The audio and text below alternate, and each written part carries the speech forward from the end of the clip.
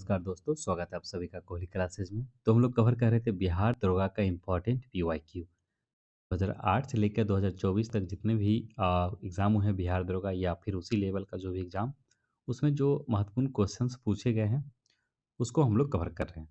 तो total 62 questions को हम लोगों ने पिछले वीडियो तक कंप्लीट किया है। अगर आप लोग नहीं देखें तो ज़रूर उसे भी देख लें। तो 2008 में जो पूछे गए थे क्वेश्चंस हम लोग सबसे पहले उसे देख रहे हैं, इसमें 62 क्वेश्चंस को कंप्लीट किया था। तो आज 63 से देखेंगे। तो चलिए स्टार्ट करते हैं क्वेश्चन नंबर 63। पुर्तगालियों ने गोवा पर अधिकार कब किया? तो पुर्तगालियों के द्वारा जो गोवा पर अधिकार किया गया वो कब किया गया? तो वो किया गया था 1510 ईस्वी में किया गया था।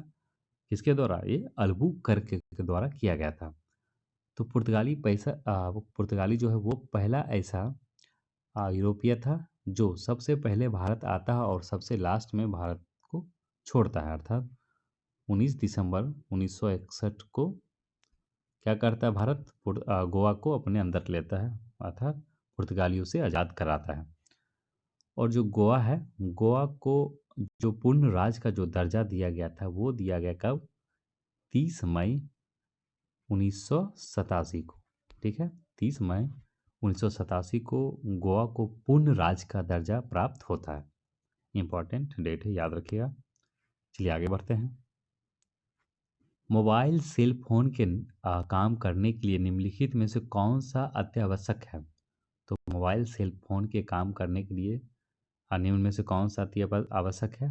पहला है काम करने में अनुकूल हैंडसेट, बिल्कुल अनुकूल हैंडसेट तो होना ही चाहिए।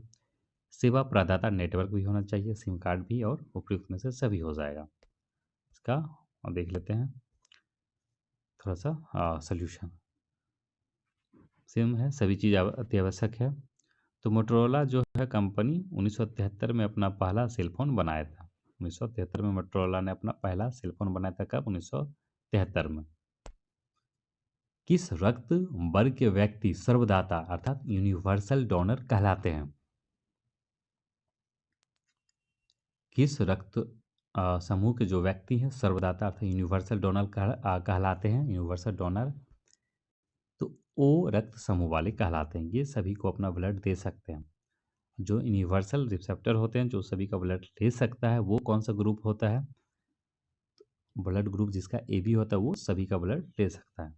ठीक है, तो कॉमन सी क्वेश्चन थी। चलिए आगे बढ़ते हैं। नेक्स्ट है क्वेश्चन नंबर 63। तने की कटाई का प्रयोग निम्नलिखित में से तने की कटाई का प्रयोग निम्नलिखित में से किसे पुनः उगाने के लिए किया जाता है? पहला है ऑप्शन कपास, केला, पटसन और या फिर गन्ना। या ऑप्शन डी हो जाएगा गन्ना। तो इसमें क्या होगा? आपका ऑप्शन नंबर डी हो जाएगा। ठीक है, जो गन्ना है आपका एक खरीफ फसल है और सबसे अधिक जो गन्ने का जो उत्पादन होता है वो कहाँ होता है? किस राज्य में होता है?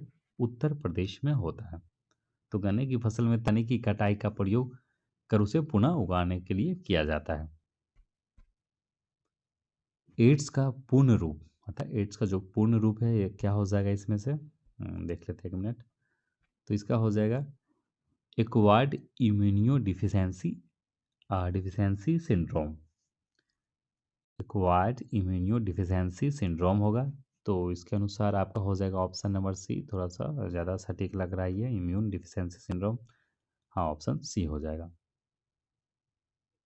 चलिए आगे बढ़ते हैं। दूध के फटने पर कौन सा एसिड उत्पन्न होता है? तो दूध के फटने पर कौन सा अम्ल बनता है? तो आप लोग जानते होंगे लैक्टिक अम्ल बनता है। कुछ और अम्ल के बारे में देख लेते हैं जो किस किस चीज़ में पाया जाता है। जैसे कि सिरका। तो सिरका में क्या पाया जाता है? एसिटिक अम्ल। इमली या फिर अंगूर में टार्टरिक अम्ल पाया जाता है। दुर्गंध युक्त मक्खन या मक्खन में ब्यूटाइरिक अम्ल पाया जाता है। अगर वहीं हम लोग बात करें नींबू या संतरे की तो संतरा में सिट्रिक अम्ल पाया जाता है। अल्बर्ट आइंस्टीन थे एक प्रसिद्ध। तो अल्बर्ट आइंस्टीन थे एक प्रसिद्ध क्या थे? तो आइंस्टीन थे भौतिक शास्त्री थे और साथ में गणितज्ञ भी थे।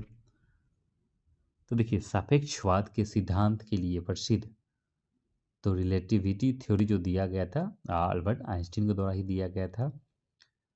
वो एक भौतिक शास्त्री थे और साथ ही साथ गणितज्ञ भी थे और उनको 1912 में भौतिक के क्षेत्र में नोबेल पुरस्कार दिया गया था। और किस कार्य के लिए दिया गया था? तो फोटोन थ्योरी है जो आइंस्टीन के द्वारा ही समझाया गया था काफ़ी अच्छे से। तो फोटोन थ्योरी के लिए इनको 1912 में भौतिकी में नोबेल पुरस्कार मिला था। चलिए नेक्स्ट देखते हैं। संतरे किसके प्रबल स्रोत है? तो जो संतरा है वो किसका सबसे प्रबल स्रोत है? पहला ऑप्शन है कार्बोहाइड्रेट, दूसरा है वसा, तीसरा प्रोटीन और चौथा जो ऑप्शन डी है वो विटामिन। तो संतरे सबसे जो प्रबल स्रोत है वो विटामिन का है और विटामिन खासकर सी जो आपका होगा विटामिन सी, जिसको एस्कॉर्बिक अम्ल कहा जाता है, जैसे कि खट्टे फलों आंवला या फिर संतरे में अक्सर ये देखने को मिलता है। विटामिन बी और जो सी होता है वो जल में घुलनशील होते हैं, जबकि अन्य विटामिन ए डी ई के जो विटामिन होते हैं वो वसा में फैट में घुलनशील होते हैं। इनमें से कौन सा रोग मच्छरों से होने वाला रोग नहीं है? तो इनमें से कौन सा ऐसा रोग है जो मच्छर के काटने से नहीं होता है या फिर मच्छर से नहीं होता है?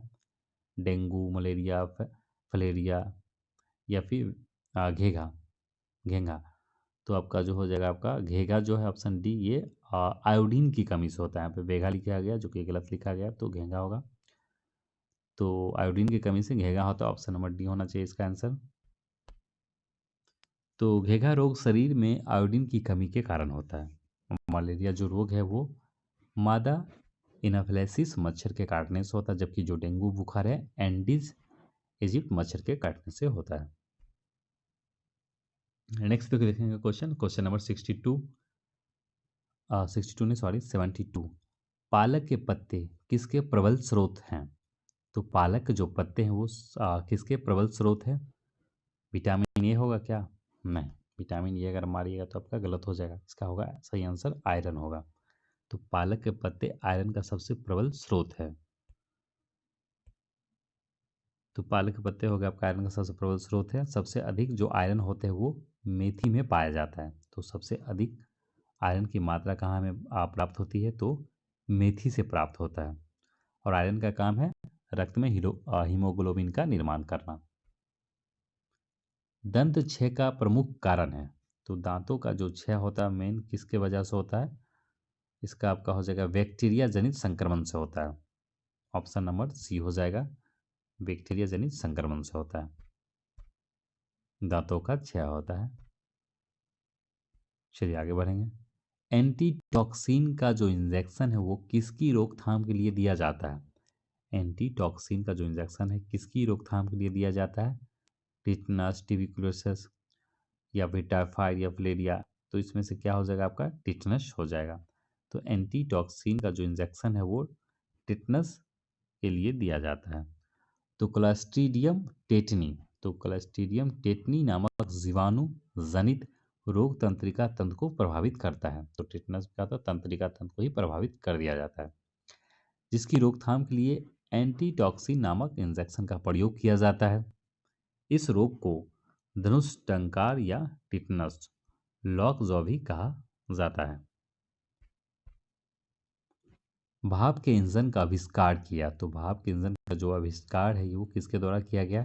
तो जेम्स वाट के द्वारा किया गया था। देख लेते हैं थोड़ा सा इससे संबंधित जो सॉल्यूशन क्या दिया गया है। तो देखिए, भाप का इंजन एक प्रकार का ऊष्मीय इंजन है जो कार्य करने के लिए किसका उपयोग करता है? तो जलवाष्प का प्रयोग करता है।